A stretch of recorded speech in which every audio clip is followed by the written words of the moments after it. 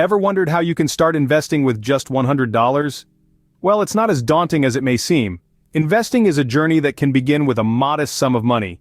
Throughout this video, we'll simplify this process, breaking it down into manageable steps. We'll show you how to navigate the world of investing, making it accessible, understandable, and most importantly, doable. So, if you're ready to turn your $100 into something more, stay tuned.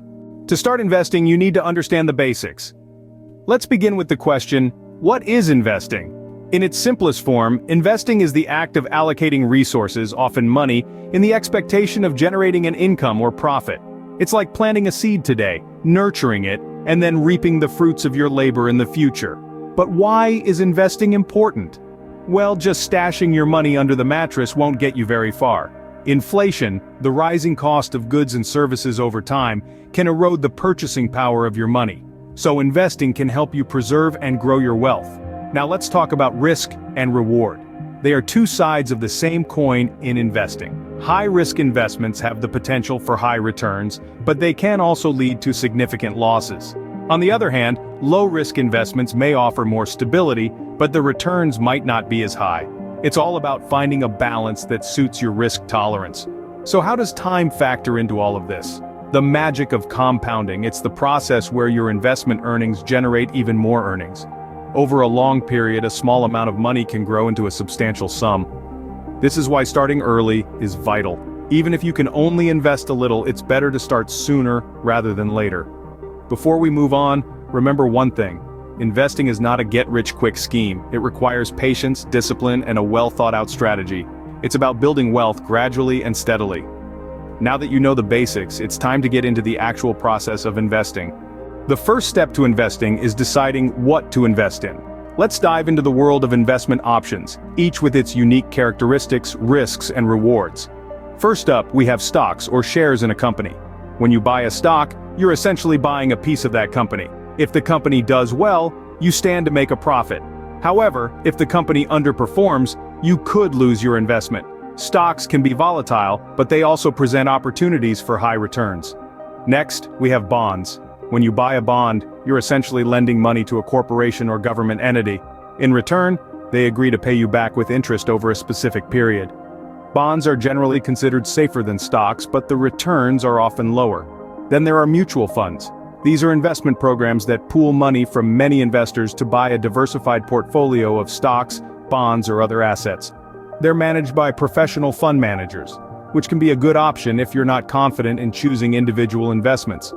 Finally, we have real estate, commodities, ETFs, and a whole lot more. The list goes on and on. Your choice of investment should align with your financial goals and risk tolerance. Are you saving for retirement, a new home, or your child's education? Are you comfortable taking on more risk for potentially higher returns? Or would you prefer a safer, steadier route? Once you've chosen what to invest in, the next step is to open an investment account. Opening an investment account is easier than you might think. It's like setting up an email account, but instead of sending and receiving messages, you're buying and selling securities. First, you'll need to select a platform to open your account. Online brokers are popular because they're user-friendly and convenient. Once you've chosen a platform, the next step is to decide what type of account you want to open. This could be a standard brokerage account or a retirement account. A brokerage account is a versatile option. It allows you to invest in a wide variety of securities from stocks and bonds to mutual funds and ETFs. Plus, you can withdraw your money at any time without penalty. However, your earnings are subject to capital gains tax. On the other hand, retirement accounts like an IRA or a 401k offer tax advantages. Your contributions may be tax deductible and your earnings grow tax-free until you withdraw them in retirement.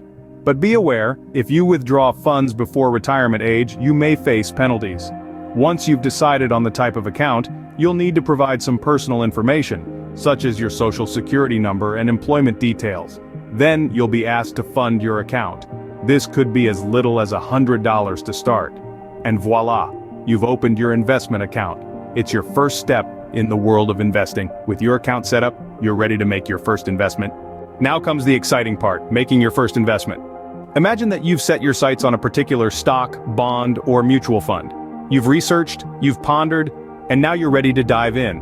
But how do you actually go about purchasing your first investment? In most cases, it's as simple as logging into your investment account, finding the security you're interested in, and clicking buy. You'll enter the number of shares or the amount of money you'd like to invest, and voila, you're an investor. But remember, investing isn't just about buying one stock or one bond, it's about creating a diversified portfolio. Picture a pie. You wouldn't want to fill it with just one ingredient, right? The same goes for your portfolio.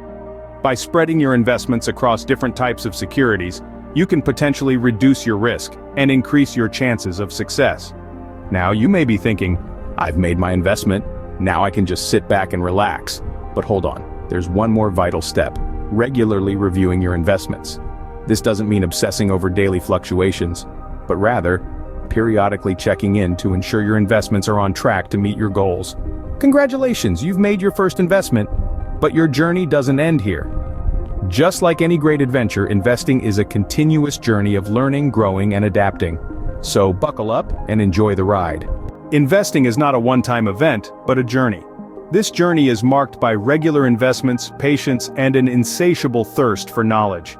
Remember, investing isn't about getting rich quick, but building wealth over time. It's about making your money work for you, and it takes time. Regular investing, even in small amounts, can make a huge difference in the long run. It's the power of compound interest at work, a magic formula where your money generates more money. It's like a snowball rolling down a hill, growing bigger and faster with each rotation. Patience is also key. Markets will rise and fall, but the long-term trend has always been upward. So ride out the storms. They're part of the journey. Lastly, never stop learning. The world of investing is vast and ever-changing. It's important to continue growing as an investor, to learn from your experiences and to adapt to new trends and opportunities. Remember, the best time to start investing was yesterday. The second best time is now. So what are you waiting for? Start your investing journey today.